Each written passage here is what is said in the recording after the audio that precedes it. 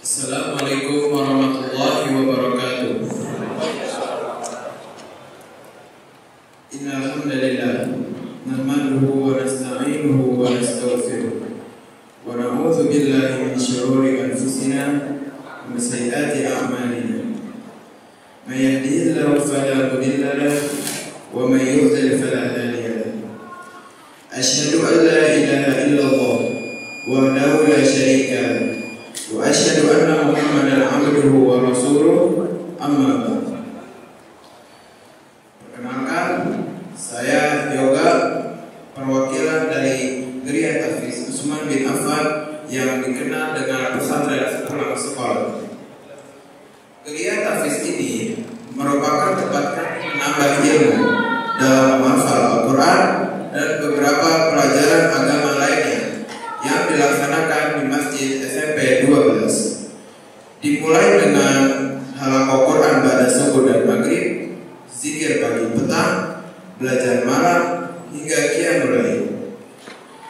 Kami juga memiliki kegiatan olahraga seperti berenang, futsal, panahan, dan lain-lain. Pada kesempatan malam hari ini, kita dikumpulkan karena niat untuk mendengarkan kajian Ustaz Ahmad Rashid Bazar yang bertemakan keutamaan ilmu. Sebelum kita memulai kajian, izinkan kami untuk menyampaikan beberapa hal. Insya Allah, untuk sesi tanya jawab akan dilaksanakan pada salat Isya. Bisa melalui kertas yang dioper ke depan dan juga bisa melalui mikrofon yang sudah kita siapkan, insya Allah. Begitupun untuk yang akhwat, insya Allah tim kita sudah standby di belakang, insya Allah. Dan kami harapkan untuk jamaah sekalian bisa berserahkan HP-nya masing-masing. Terima kasih. Dan untuk bapak-bapak dan ibu-ibu yang membawa anak-anak, silakan pindahkan ke samping. Sebelum kajian dimulai, mari kita simak pembacaan Al-Quran yang akan dibacakan oleh teman kami Abil.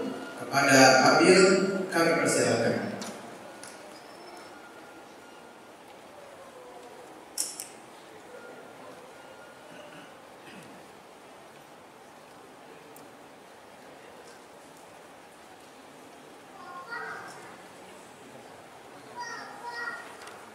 Assalamualaikum warahmatullahi wabarakatuh. أعوذ بالله من الشيطان الرجيم.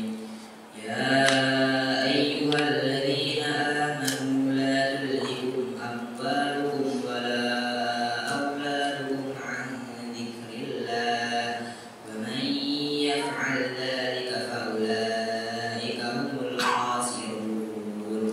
وأنفقوا مما رزقناكم من قبل أن يأتي أحدكم الموت فيقول رب لولا أخرتني إلى أجل قريب فأصدق وأكن من الصالحين ولن يؤخر الله نفسا إذا جاء أجلها والله خبير بما تعملون. Wassalamualaikum warahmatullahi wabarakatuh. Jazakallahu khairan Abil yang telah membacakan hafal Al-Quran. Abil adalah teman kami yang menghafalkan Al-Quran 3 juz. Dan Abil sekarang duduk di bangku SMP kelas 8. Baiklah, kita akan memulai kajian pada malam hari ini bersama Ustaz Ahmad Rashid Bazar. Kepada Ustaz kami persilakan. Assalamualaikum warahmatullahi wabarakatuh. Innal hamdalillah nahmaduhu wa nasta'inuhu wa nastaghfiruh wa natubu ilayhi wa na'udzu billahi min shururi anfusina wa min sayyiati a'malina. Man yahdihillahu fala mudilla lahu wa man yudlil fala hadiya lahu. أشهد أن لا إله إلا الله وحده لا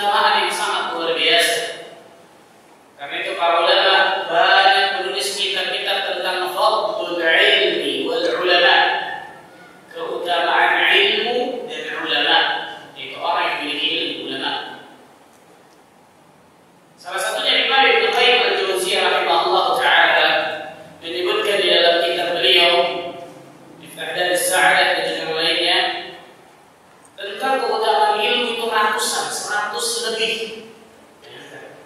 100 lebih keutamaan ilmu beliau sebutkan bersama dalil-dalilnya menunjukkan bagaimana ilmu agama Allah Azza wa Jalla yang sangat luar biasa. Maka menjadi kewajiban bagi setiap muslim dan muslimah untuk mencari ilmu agama Allah lebih daripada ilmu yang lainnya.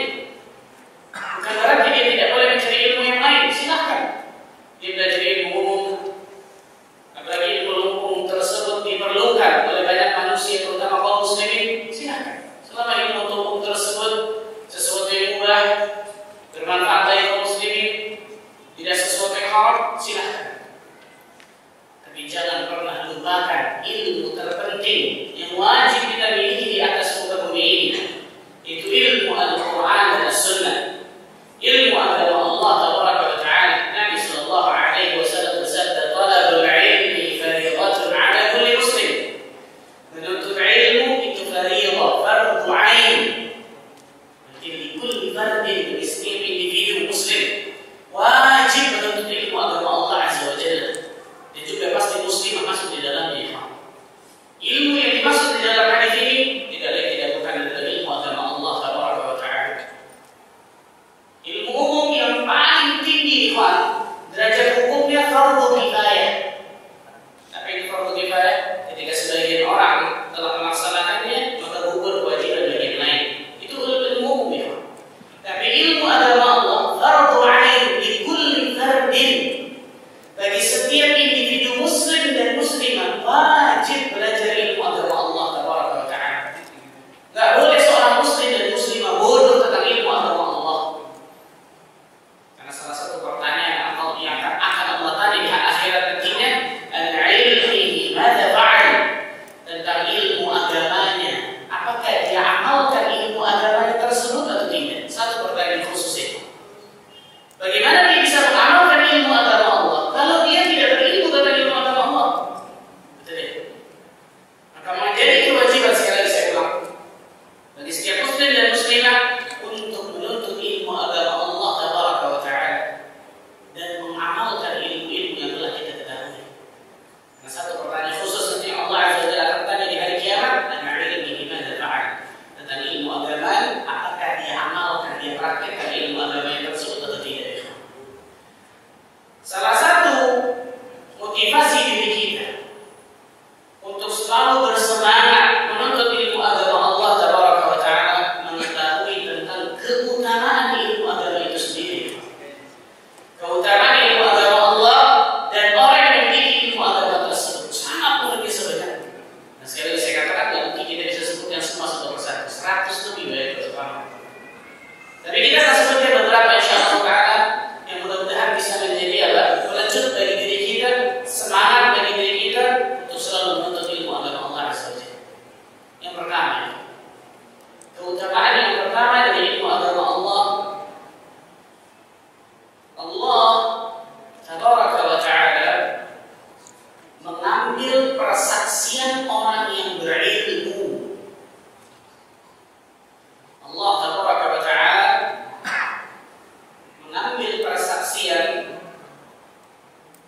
orang yang berilmu agama. Itu ulama, alim min ulama. Allah Azza wa Jalla berfirman dalam surat Al-Imran, surat ketiga ayat ke-18. Syahidallahu annahu la ilaha illa huwa wal malaikatu wa ulul ilmi qa'iman bil qist. La ilaha illa huwa al-azizul hakim. Allah Tabaraka wa Ta'ala syahida. Syahida itu bisa diartikan mempersaksikan atau menyatakan. Dan hakikatnya Allah Azza wa Jalla mengambil persaksian di dalam ayat ini. Tentang annahu la ilaha illa hu,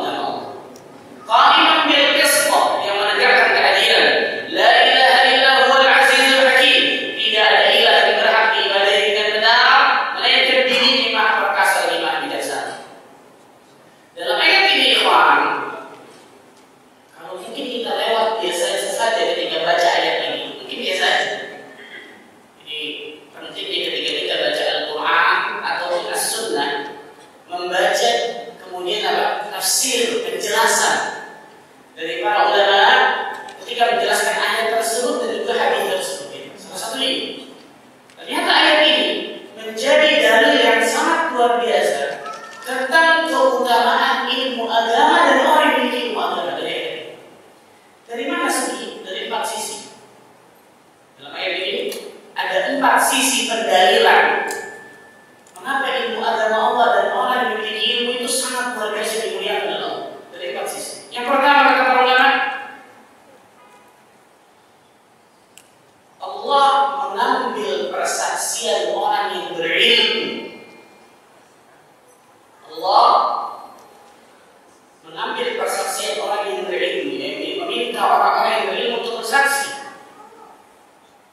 dan tidak mengambil persaksian selain makhluknya, selain manusia yang lain.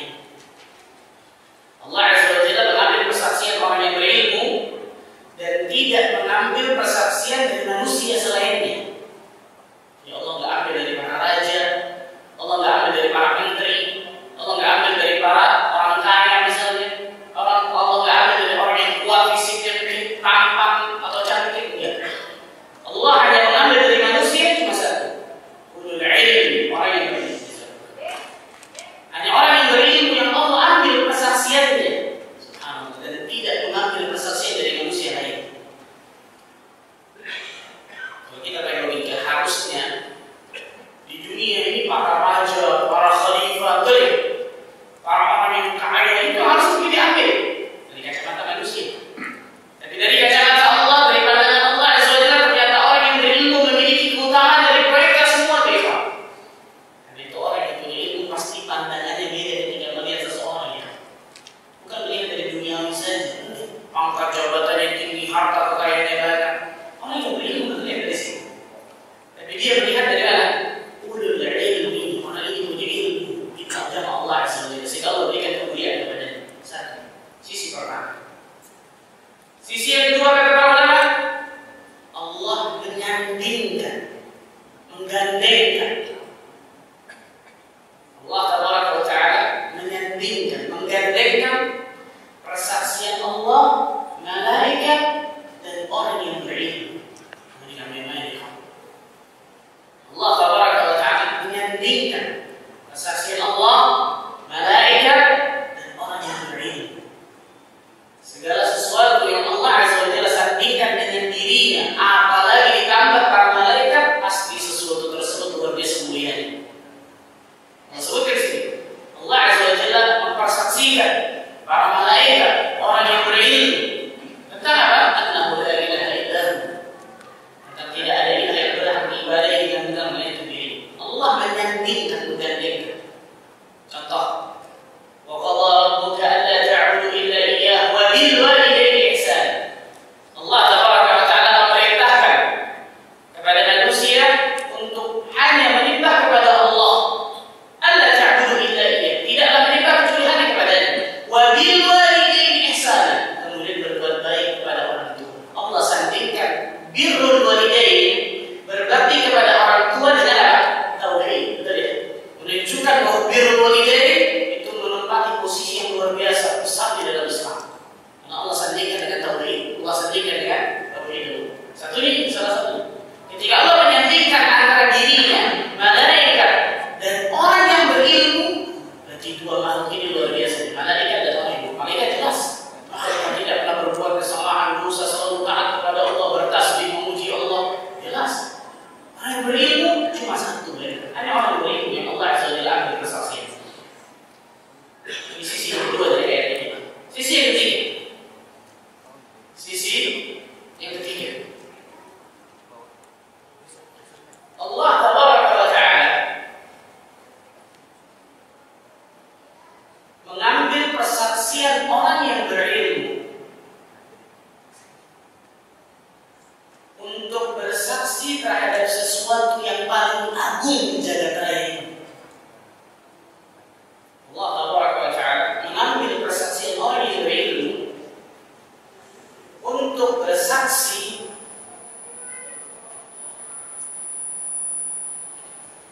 terhadap sesuatu yang sangat agung di jagat raya. Apa itu? Tauhidullah, annahu la ilaha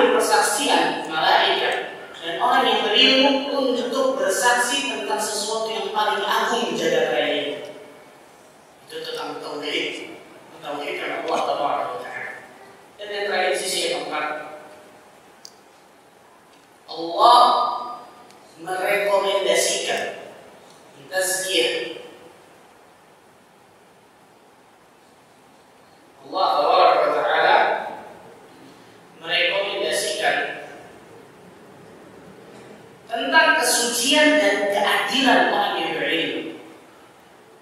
Qa'iman bil qist. Allah Azza wa Jalla merekomendasikan tentang kesucian dan keadilan orang-orang yang berilmu. Kata-kata apa? Qa'iman bil qist. Menegakkan keadilan. Yang ngasih rekomendasi ini siapa ya? Rabbul Alamin. Gak main-main loh. Kalau antum dikasih rekomendasi sama ulama, bisa main rekomendasi. Itu luar biasa benar-benar. Itu sesuatu yang sangat prestis, luar biasa benar. Ada rekomendasi dari siapa? Orang-orang yang besar, luar biasa. Ini bukan makhluk yang kasih rekomendasi, sang Khaliq Rabbul Alamin yang kasih rekomendasi tentang kesucian dan keadilan orang-orang yang berilmu tentang ilmu agama Allah. Adakah yang lebih daripada itu ilmu? Adakah rekomendasi yang lebih luar biasa daripada ini? Satu ayat ini sebenarnya kata para ulama sudah sangat mencukupi bagaimana keutamaan ilmu agama Allah dan orang yang memiliki ilmu agama Allah. Membuka mata kita deh, membuka pikiran kita. Karena banyak saya lihat subhanallah orang-orang tua terutama yang tidak proporsional kepada anaknya masalah ini. Ketika anaknya jelek nilai rapot dari apa? Ilmu umumnya, sibuk, bimbel sini, les ini, wah marah itu. Tapi ketika ilmu agamanya yang rusak, ilmu agama yang jelek nilainya, jadi mengaji Ustaz. Padahal ilmu yang akan menjadikan anak itu saleh dan salihah, ilmu yang akan mengantarkan anak tersebut menjadi orang yang saleh dan salihah, itu ilmu agama Allah Azza wa Jalla. Ilmu yang akan menjadikan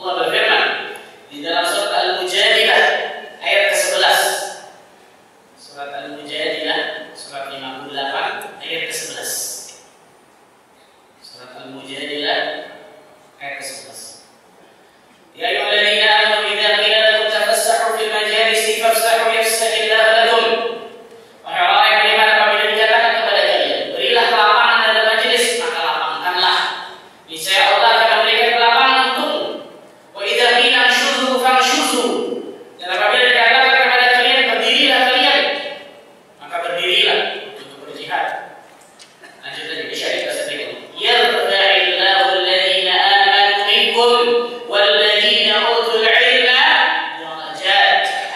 Allah Taala akan meninggikan orang-orang yang beriman dan berilmu di antara kalian beberapa derajat. Allah bima ta'maluna khabir. Dan Allah Azza wa Jalla Maha mengetahui apa yang kalian kerjakan. Ikhwan, di surga Allah Azza wa Jalla itu darajat. Ada tingkatan. Darajat itu dari bawah ke atas. Tingkatan dari bawah ke atas itu darajat. Surga Allah Azza wa Jalla itu darajat, tingkatannya dari bawah terus ke atas. Paling tinggi surga Firdaus, itu paling nikmat. Tambah ke atas tambah nikmat. Allah Azza wa Jalla akan berikan ketinggian, kemuliaan, angkat derajat orang-orang yang berilmu beberapa derajat. Maka derajat di sini bukan hanya di akhirat, di dunia dan juga di akhirat. Beda sama neraka. Neraka tingkatannya namanya darajat. Makanya Allah mengatakan apa? Innal munafiqina fid darkil asfali minan nar. Sesungguhnya orang-orang munafik fid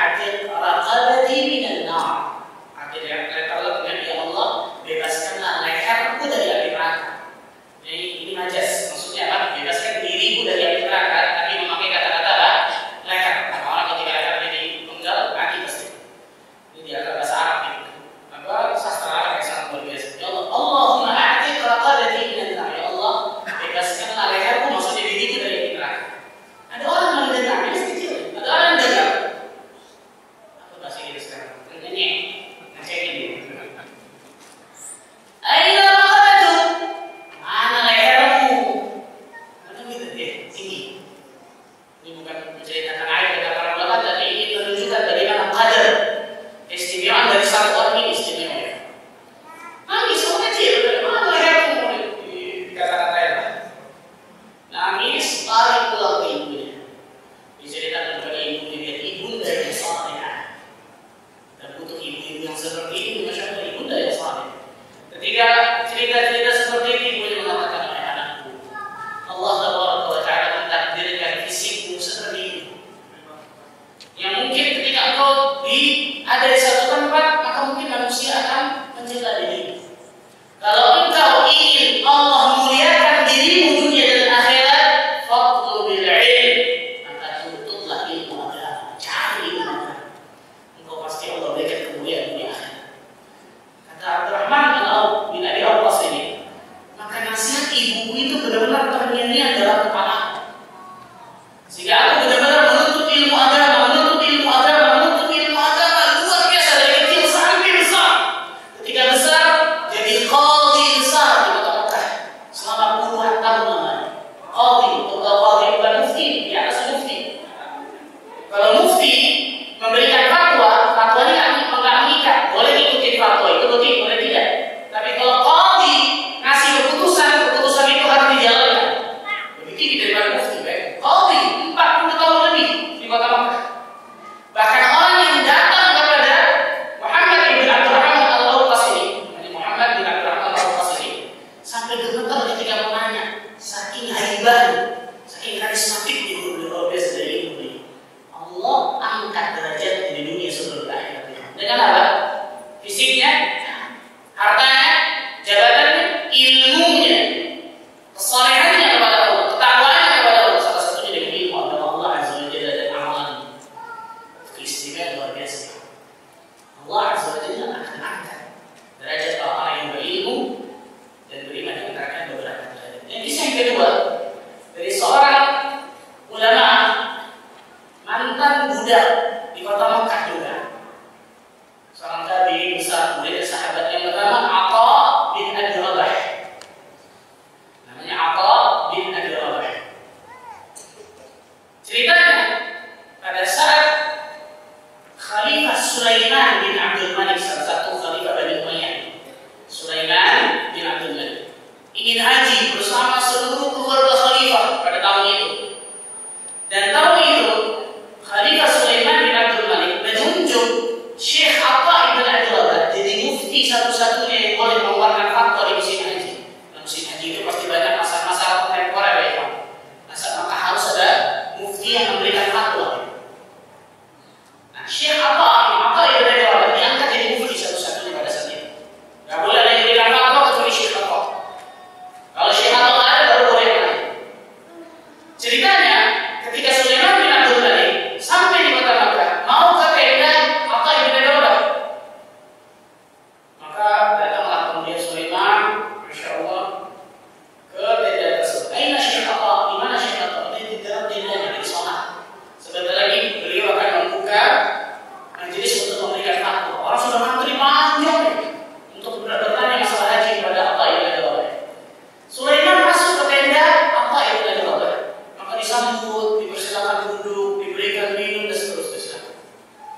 Ngobrol-ngobrol, kemudian Sulaiman mengatakan, "Wahai Syekh Atha, aku ada pertanyaan yang aku harus tanyakan kepada Khalifah nih, Pak. Khalifah, bahasa ini di atas presiden sekarang nih, Pak. Kenapa menguasai banyak wilayah luar biasa zaman dulu? Aku ada satu pertanyaan. Apa wahai Khalifah? Engkau ingin bertanya kepada diriku masalah haji atau masalah yang lain? Masalah pemerintahan mungkin dan seterusnya.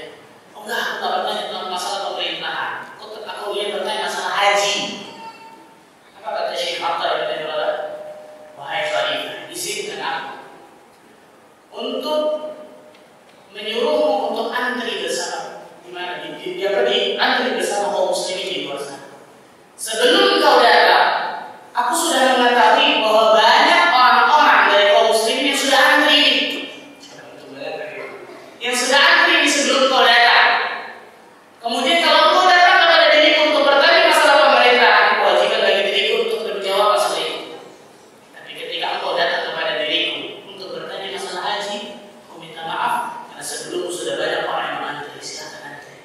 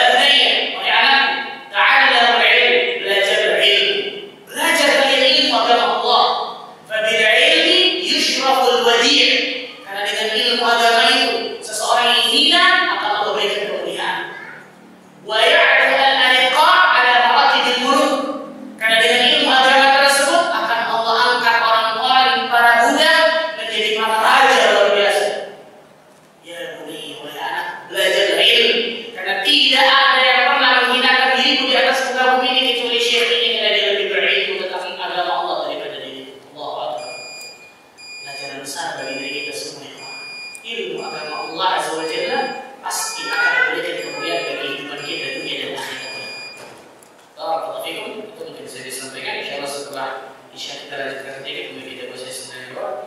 Itu mungkin saya sampaikan. Subhanallah wa bihamdika asyhadu an la ilaha illa anta astaghfiruka wa atubu ilaik. Assalamualaikum.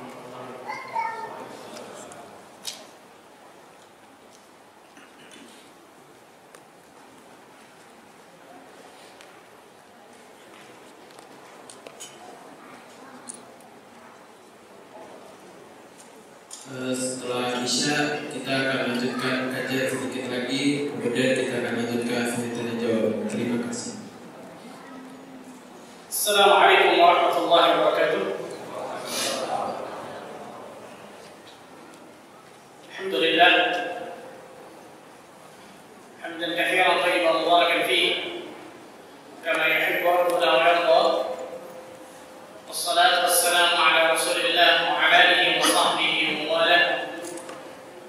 أشهد أن لا إله إلا الله وحده لا شريك له وأشهد أن محمدا عبده ورسوله صلوات الله وسلامه عليه نبينا وحبيبنا محمد صلى الله عليه وعلى آله وصحبه وسلم. قال الله تعالى في كتابه الكريم يا أيها الذين آمنوا اتقوا الله حق تقاته ولا تموتن إلا وأنتم مسلمون. أما بعد. Ikhwan-iman, rahimani wa rahimakumullah, kita lanjutkan sedikit keutamaan ilmu yang ketiga. Orang yang berilmu adalah orang-orang yang takut kepada Allah. Allah Azza wa Jalla mengkhususkan hanya orang-orang yang berilmu saja, orang-orang yang punya rasa takut kepada Allah, khasyatullah. Allah Azza wa Jalla berfirman di dalam surat Fatir, surat 35 ayat 28. Surat Fatir, surat 35 ayat 28. Innama yakhshallaha min ibadihi al-ulama. Allah menggunakan kata-kata innama di dalam ayat ini. Di dalam bahasa Arab, kata-kata innama kalau kita temukan dalam Al-Quran juga Al-Hadis, ada kata-kata innama atau annama. Itu uslubul khas, uslubul hasr atau ikhtisas. Gaya bahasa Arab untuk mengkhususkan atau untuk menyempitkan sesuatu. Gaya bahasa Arab untuk mengkhususkan atau menyempitkan. Makanya artinya menggunakan kata-kata hanya atau hanyalah. Sesungguhnya hanya, sesungguhnya hanyalah. Allah mengatakan di sini, innama yakhshallaha min ibadihi al-ulama. Sesungguhnya dari hamba-hamba Allah yang mempunyai rasa takut kepada Allah hanyalah ulama. Siapa itu ulama? Orang yang berilmu tentang ilmu agama Allah dan diamalkan ilmunya. Jadi Allah Azza wa Jalla mengkhususkan di dalam ayat ini dari hamba-hamba Allah yang banyak luar biasa ini, hanya orang berilmu lah yang mempunyai rasa takut kepada Allah Azza wa Jalla. Yang rasa takut tersebut menghasilkan dua hal. Rasa takut kepada Allah Azza wa Jalla tersebut menghasilkan dua hal. Yang pertama, menjadikan dirinya bersemangat untuk beramal saleh, berbekal untuk alam setelah kematian. Ini yang pertama. Semangat dirinya untuk beramal saleh, semangat dirinya untuk beribadah, semangat dirinya untuk berbekal untuk alam setelah kematian. Ini yang pertama, semangat. Yang kedua, rasa takut kepada Allah menghasilkan menjauh dari perbuatan dosa dan maksiat. Berani dia melanggar dari larangan Allah Azza wa Jalla, akan mendekati dari segala macam dosa dan kemaksiatan, tidak berani. Ini hanya orang yang berilmu tentang ilmu agama Allah yang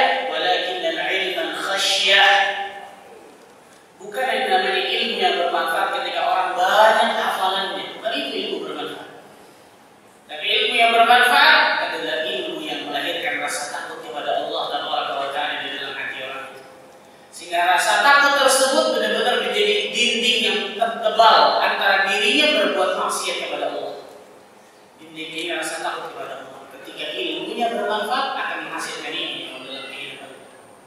Allah mengkhususkan di dalam ayat ini hanya orang-orang yang berilmu dari seluruh hamba Allah yang punya rasa takut kepada Allah.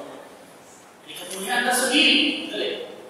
Abdullah bin Mas'ud mengatakan, "Kafa bi khasyatillahi 'ilman wa kafa bil ihtirari jahlan."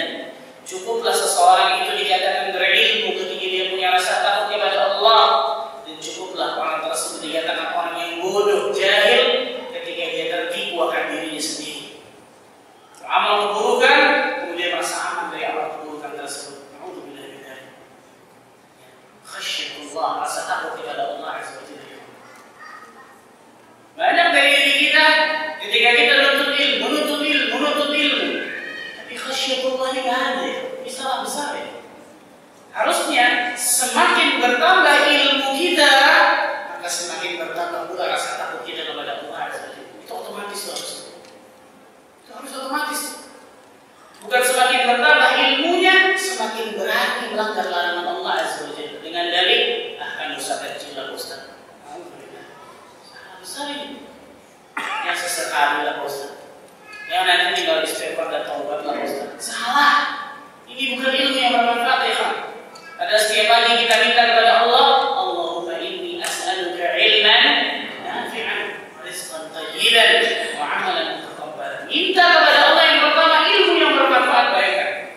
Salah satu ciri ilmu itu bermanfaat, ilmu itu akan melahirkan rasa takut kepada Allah Azza wa Jalla. Ya, kalau orang berbuat sesuatu yang haram mungkin, sholat, puasa, sedekah, tapi melakukan yang haram tetap jalan. Ini bukan takwa namanya, Pak. Yang namanya takwa itu pasti dua kepingin ini.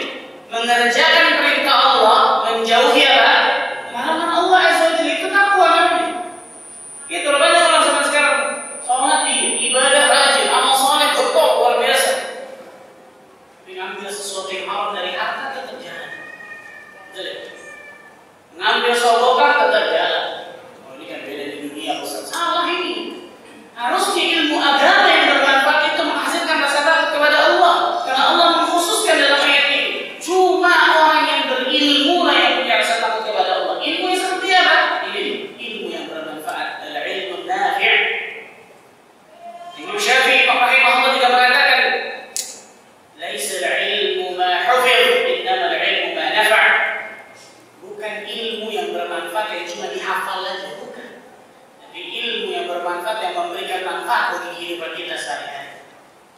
Yang memberikan manfaat bagi kehidupan kita sehari-hari. Jika kita tahu ini perintah Allah dan Rasulnya, maka kita kerjakan semampu kita, bukan kita tinggalkan. Ketika kita tahu ini larangan Allah dan Rasulnya, maka kita jauhi sejauh-jauhnya, tidak pernah dekati sama sekali. Ini mengamalkan ilmu. Ini orang yang punya rasa takut kepada Allah dengan benar. Allah Azza wa Jalla mengkhususkan mereka di antara seluruh manusia, orang-orang yang berilmu lah. Hanya orang-orang yang berilmu, orang-orang yang punya rasa takut kepada Allah. Itu istimewa. Contoh. Dari sekian banyak contoh Masya Allah kita. Lihat Rasul kita itu dia sallallahu alaihi wasallam. Kita tak pernah ragu sama sekali orang yang paling bertakwa kepada Allah pasti Nabi Muhammad sallallahu alaihi wasallam. Orang yang paling berilmu tentang ilmu agama Allah pasti Nabi kita Muhammad sallallahu alaihi wasallam. Orang yang pasti paling the best amal solehnya pasti Nabi kita Muhammad sallallahu alaihi wasallam. Semakin berilmu beliau, semakin bertambah rasa takutnya kepada Allah. Padahal kalau kita pakai logika, Rasul sallallahu alaihi wasallam sudah dijamin surga loh. Betul ya? Kira-kira Mas. Kalau kita tiba-tiba dijamin surga, kira-kira amal kita gimana? Betul ya? Wah, amin. Orang yang tambah berilmu tentang ilmu agama Allah, tambah takut kepada Allah. Itu otomatis deh. Itu pasti berjalan beriringan. Tambah berilmu tentang ilmu agama Allah dan ilmu yang bermanfaat, tambah takut kepada Allah. Lihat Nabi sallallahu alaihi wasallam luar biasa rasa takut. Rasul menyebutkan apa? Salah satu hadis yang sahih. "Lau ta'lamuna ma a'lam, la dhahiktum qalilan wa la bakaytum katsiran." Seandainya kalian mengetahui apa yang aku ketahui, maka pasti kalian akan sedikit tertawa dan banyak menangis. Ini Nabi SAW yang sudah melihat surga neraka dan berkata kepada beliau. Rasulullah SAW bersabda, "Inni la a'lamuhum billah wa ashadda lahu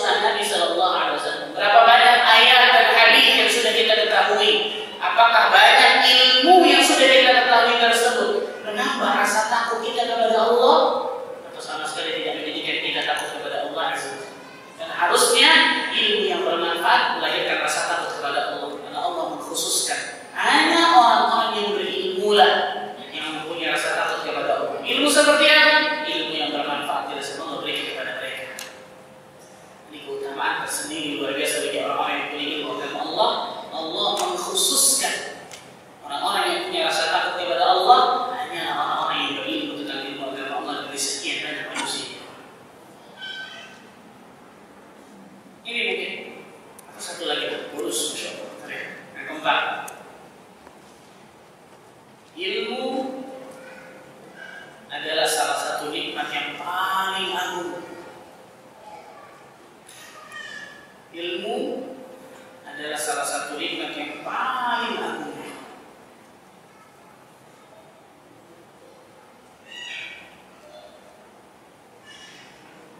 Allah Tabaraka wa Ta'ala berfirman di dalam surat An-Nisa surat keempat ayat 113.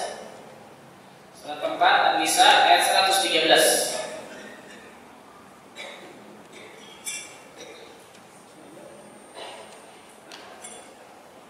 An-Nisa surat 4 ayat 113.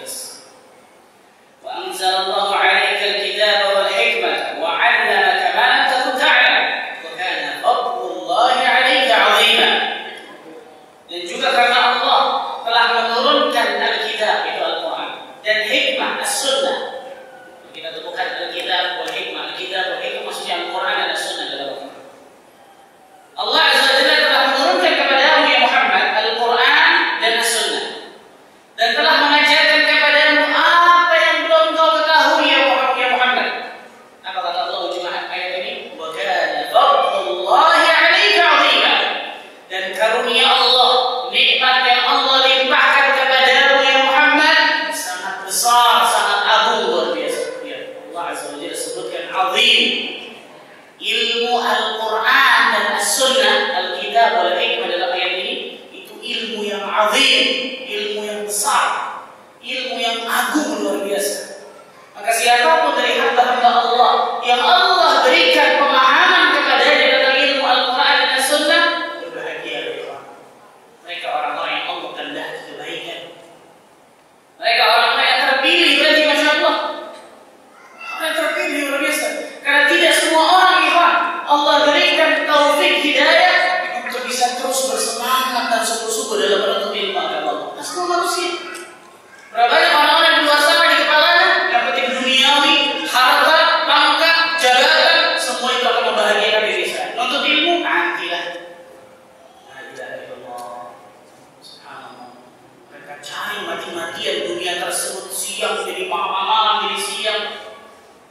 Ujung-ujungnya kering.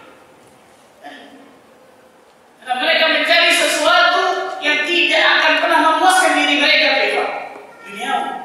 Semakin mereka kejar, semakin lari dunia tersebut. Seperti mereka mengejar bayangan mereka sendiri. Gimana caranya? Balikkan badanmu dan berjalanlah menuju Allah. Maka bayanganmu pasti akan mengikuti dirimu. Itu orang yang mencari Allah Azza wa Jalla, mencari akhirat Allah, mencari ridha Allah, mencari surga Allah. Dia balikkan badannya menuju kepada Allah. Pasti akan mengikut bayangan itu dunia. Kau dikejar bayangannya, sampai kapan juga bakal dapat bayangan yang tersebut, betul ya? Seperti seorang meminum air laut ketika dia mencari dunianya tidak habis-habisnya, halal, haram, haram, tidak akan pernah menjadikan dirinya hilang dahaganya, karena sebaliknya memudaratkan dirinya mati kepada air laut. Allah mengatakan, wa kana fadlullahi 'alaika 'azima. Dan karunia Allah, nikmat yang Allah limpahkan kepada Muhammad itu luar biasa besar agung. Itu ilmu agama Allah Azza wa Jalla, ilmu Al-Qur'an dan juga as-sunnah. Maka siapapun yang Allah Azza wa Jalla berikan pemahaman tentang Al-Quran dan as-sunnah, bergembiralah, bersyukurlah kepada Allah Azza wa Jalla dengan banyak syukur kepada Allah. Karena tidak semua manusia Allah berikan kenikmatan yang satu ini. Ilmu agama Allah Azza wa Jalla adalah nikmat yang sangat luar biasa agungnya. Allah Ta'ala a'lamu bis-shawab. Itu mungkin yang saya bisa sampaikan. Semoga yang sedikit ini bermanfaat bagi saya dan teman-teman sekalian. Dan semoga Allah Ta'ala selalu bimbing langkah kehidupan kita menuju siratal mustaqim sampai nantinya Allah Azza wa Jalla wafatkan diri kita semua dalam keadaan husnul khatimah.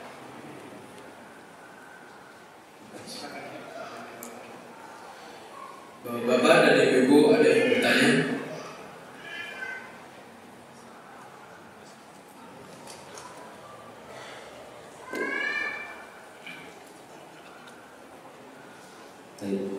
Assalamualaikum warahmatullahi wabarakatuh. Ustaz, pertanyaan saya, apabila kita menyebut Rahimahullah, di mana beliau mungkin di masanya belum masuk ke majalah harus sunnah.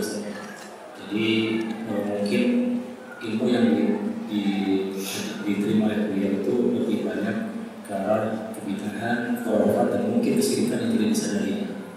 Pertanyaannya, apakah bisa berharap untuk mendapatkan pengampunan dan derajat yang tinggi dari anaknya atau mungkin cucunya, itu di bawah cucunya yang mengamalkan dan untuk ilmu agama dan ampunan bersama agama, ampunan dan sunnah.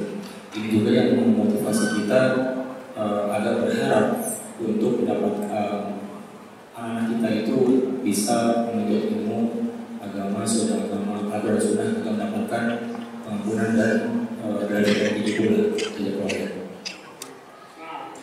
Kalau membahas masalah al-udhur bil jahl, masalah al-udhur bil jahl, apakah diberikan udhur orang-orang yang jahil akan kesyirikan biasanya, yang melakukan kesyirikan tapi dia jahil, dia tak tahu itu. Khilaf pendapat tentang masalah ini. Tapi wallah a'lam bissawab, pendapat yang lebih rajih tentang masalah ini, al-udhur bil jahl itu ada. Udhur bagi orang yang jahil itu ada. Tapi kata para ulama, jahil ini ada dua ya. Bodoh ini ada dua kata para ulama. Yang pertama, orang yang memang tidak mau mencari, yang ujung-ujungnya apa? Jahil bodoh. Dia nggak mau menuntut ilmu agama, duduk di masjid ikut sama sekali tidak, contoh seperti ini kan tidak. Baca juga tidak dari ilmu agama Allah. Yang seperti ini tidak termasuk jahil kata para ulama. Yang seperti ini tidak termasuk apa? Jahil, karena jahil yang dibuat-buat oleh dirinya. Padahal dia tahu bersama kewajiban bagi setiap muslim dan muslimah untuk menuntut ilmu agama Allah. Dia tahu kewajibannya, tapi dia nggak mencari, malas. Dia menyibukkan dirinya dengan dunia dan seterusnya. Ini jahil yang pertama. Ini nggak dikasih uzur kalau yang pertama seperti ini. Seperti nggak ada. Tapi ada yang kedua, orang yang apa? Mungkin dia sudah menuntut ilmu agama, tapi yang sampai ilmu kepadanya, ilmu yang seperti itu, yang ilmu terbatas. Bisa semua kita tahu dan seterusnya. Atau mungkin yang sampai kepadanya tidak ada yang memperingatkan bahwa itu kesyirikan, nggak boleh dan seterusnya. Oke, seperti ini apa? Ini insya Allah bakal termasuk uzur. Termasuk uzur kata para ulama. Maka kata para ulama, jahil ini ada dua tuh.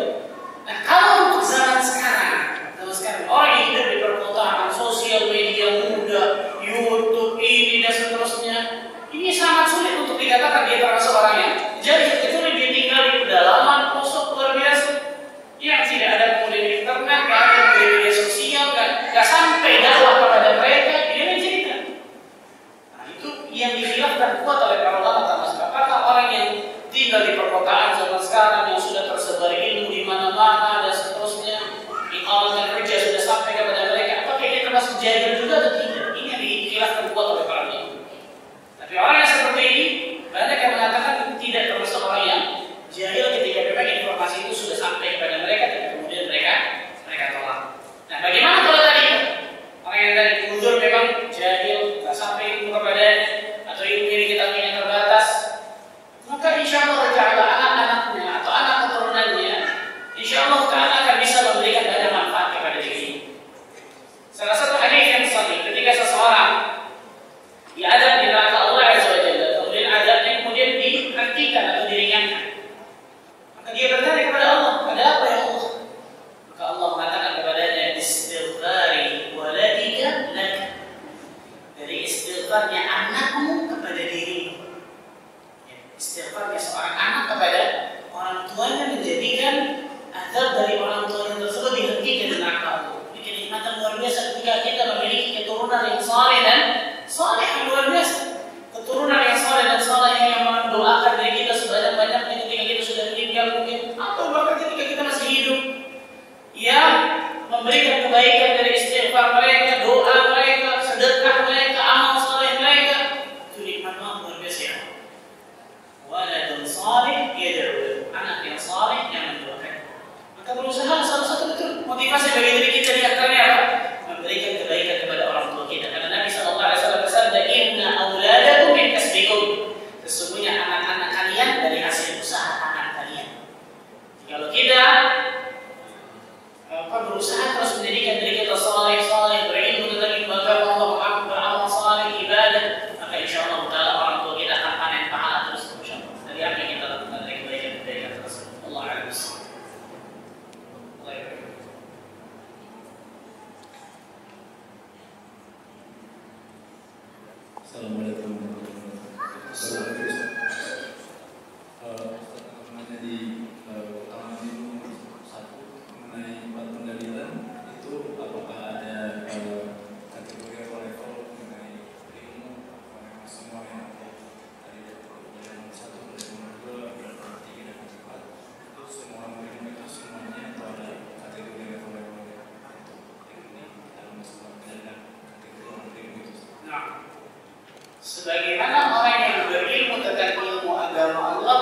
kan bertingkat-tingkat, betul ya?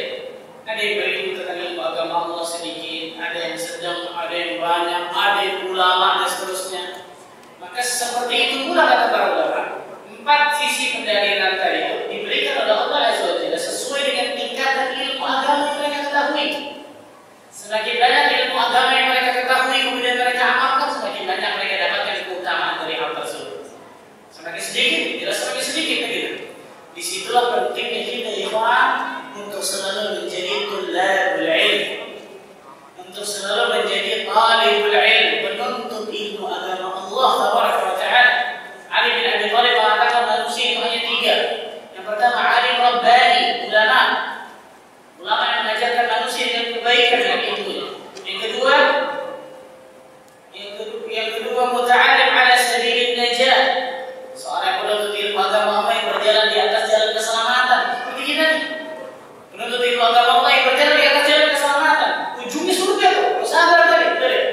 Yang ketiga hamajul ri'a, orang yang jahil, bodoh, hanya mengikuti membeu orang yang mengatakan kepadanya, mengikuti kemana arah angin bertiup. Jahil, alhamdulillah. Orang yang tidak berilmu tentang ilmu agama Allah, nggak mau cari tahu, dikasih tahu tetap ngeyel dan seterusnya, alhamdulillah. Maka semakin banyak ilmu agama yang dia ketahui dan diamalkan, maka semakin banyak dia dapatkan keutamaan dari ilmu agama tersebut. Jelas pasti tingkat satu dan yang lain. Allah harus.